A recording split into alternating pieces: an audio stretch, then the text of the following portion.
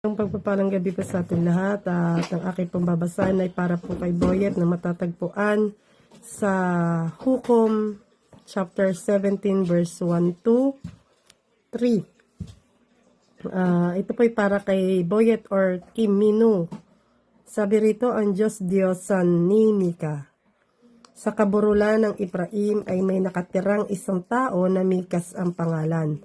Minsan sinabi niya sa kanyang ina nang nawala ang 1,100 ninyong pilak, narito kung sinumpa ninyo ang nagnakaw, ako po ang kumuha. Heto po, isinasauli ko na sa inyo.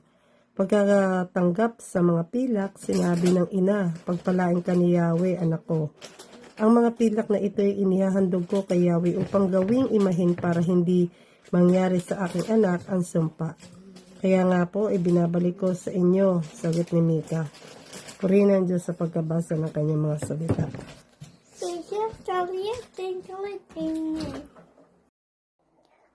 Magandang gabi po sa lahat. Napapasahin ko po ngayon ay makikita sa Hukom 17 verse 3 to 4. Ang mga pilak na ito ay inihahandog ko kay Yahweh upang gawing imahin para hindi mangyari sa aking anak ang sumpa. Kaya nga, ibinabalik ko sa inyo, sagot ni Mikas. Nang ibalik ni Mikas ang pilak ng kanyang ina, kinuha nito ang 200 piraso at ibinigay sa isang platero upang gawing imahin. Pagkayari, inilagay niya ito sa bahay ni Mikas. Yun lang po, ng Diyos. God bless. Magandang gabi po sa inyo lahat. Ang babasahin ko po ngayon, Hukom chapter 17, verse 5 to 6. Ang lalaking si Mikas ay may sariling altar. Meron din siyang iba't ibang Diyos-Diyosan at ginawa niyang pare ang isa sa kanyang mga anak na lalaki.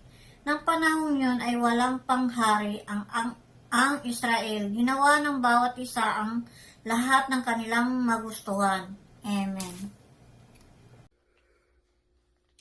Hukom chapter 17 verse 7 to 8. At mga isa namang mga kabataan sa Bethlehem, Juda, sa angkan ni Juda, na isang Levita, at siya ay nakikipamaan doon. At ang lalaki ay umalis sa bagyan sa Bethlehem,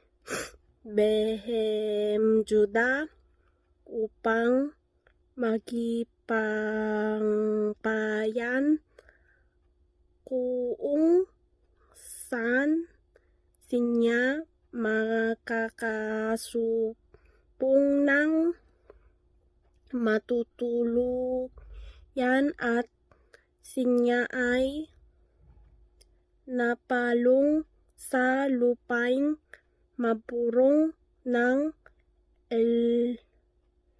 Elohim sa bahay ni Nichal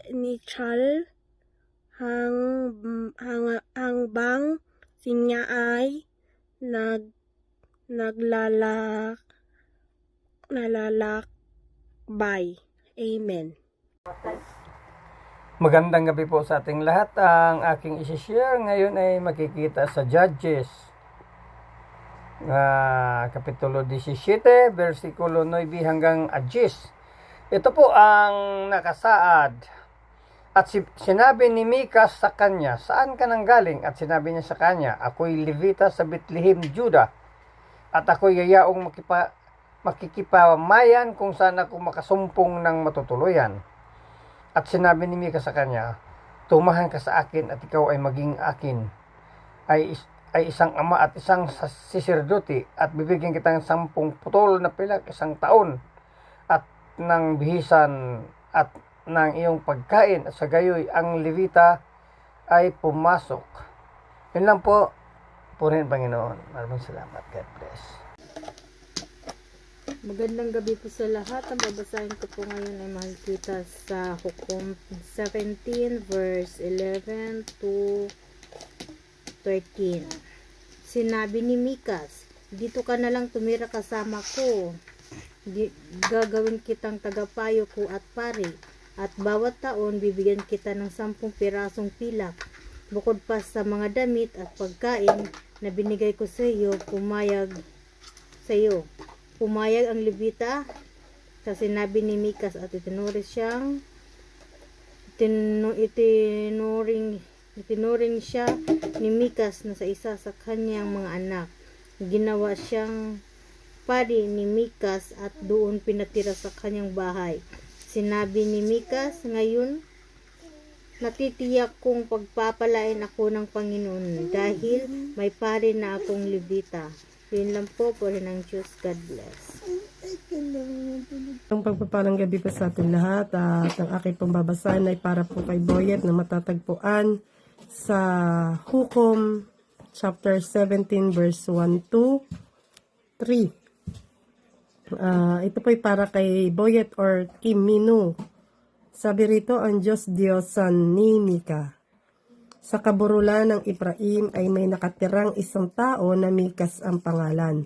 Minsan sinabi niya sa kanyang ina nang nawala ang 1,100 ninyong pilak, narito kung sinumpa ninyo ang nagnakaw, ako po ang kumuha. Heto po, isinasauli ko na sa inyo.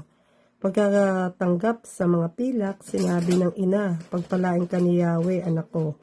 Ang mga pilak na ito ay inihahandog ko kay Yahweh upang gawing imahin para hindi mangyari sa aking anak ang sumpa. Kaya nga po, ibinabalik ko sa inyo, sagot ni Mika. Purihin ang Diyos sa pagkabasa ng kanyang mga salita.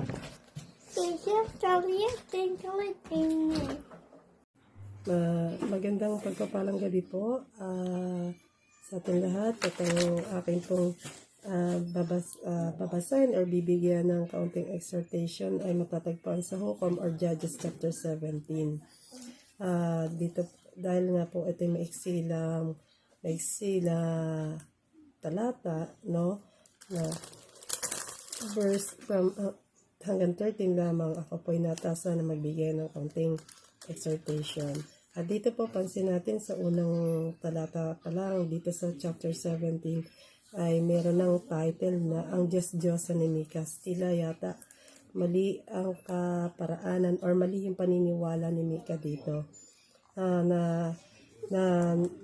Nabanggit dito na si Mika ay nagpagawa ng imahe ng kanyang Diyos-Diyosan, no, sa isang platero upang gawing imahen, no, na kanyang sasambahin.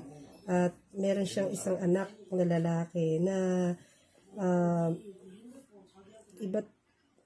mayroon din siyang iba't ibang Diyos-Diyosan at ginawa niyang pari ang isa sa kanyang mga anak na lalaki. At sa panahong din iyon, may isa pang kabataan na taga-Levita, no? Tipo ba, ang Levita ay mula sa tribo ng Israel. So, kabilang siya sa mga nakakakilala na sa ating Panginoon. Pero, na-shake yung kanyang faith dahil dito kay Mikas, no? Na umayag siya na gawin siyang pari, no? Na umayon siya doon sa kagustuhan ni Mika, no? Na ano po natin dito, ang paalala po sa atin ng kwento po ni Mika, ang tunay na pagsamba hindi ayon po dapat sa ating pansariling kalooban lamang, yung sarili nating nakikita lang, no? Kundi ayon sa kalooban po ng ating Panginoon. Huwag tayong magtiwala lang sa ating mga paraan, kundi nais ng Diyos na tayo ay sumunod sa kanyang kalooban. I-add ko lang po yung kaninang natutunan namin sa aming napag-aralan na sa isang reporter po namin na sabi nga dito sa Ephesians chapter 2 verse 8 to 9, Salvation through Christ alone. Po, sa ating Panginoon lang natin matatagpuan ng kaligtasan. Sa palagay ba natin dito sa ginawa ni Mika ay kinakalaban niya ang tunay na Diyos? Siya pa ba'y magkakaroon ng kaligtasan? No? Sa kabila na alam naman nila na meron tayong makapangyarihan Diyos na Creator, our Creator, na siya lamang ang tunay na Diyos, no? Na dapat nating bigyan ng mataas ng papuri at tamang pagsamba. At ganoon din tong kabataan, tong lalaking ito na taga-Libita na nabibilang sa tribo ng Israel, no, na meron silang Diyos na nakilala, tunay na si Yahweh nakilala nila, pero mahina yung kanyang pananampalataya, no. Sumunod siya rito kay Mika. Yung pong paalala po din sa atin, no, doon po na sabi dito na we must stand firm now with truth. Dapat maniwala tayo. Panindigan natin, tayuan natin na meron tayong tunay na Diyos, no, na siya ang magbibigay sa atin ng kaligtasan at hindi natin matatagpuan dito sa mga Diyos-Diyosan lamang, na paalala din sa atin na kung tayo man ay meron pang iniidolo, no, na marami pang hindi pa tayo lubusang naniniwala sa ating Panginoon. Itaboy na natin po yan, no? Tayo'y tuluyan na maniwala at sumunod, no, sa ating kalooban, sa kalooban ng ating Panginoon, no, dahil ang pagtanggap ng paraan para matanggap natin yung buhay na walang hanggan. Sa Panginoon lang natin matatagpuan ang tunay na kaligtasan po. At sabi nga po, no, live with eternal hope when suffering comes, hold on the eternal glory of God.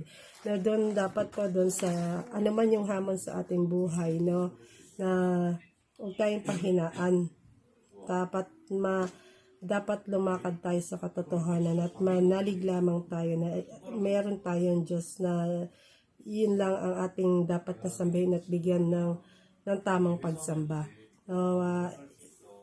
At iwanan mo natin yung ating mga iniidolo, no? Ano man po, marami tayong klaseng iniidolo sa buhay natin.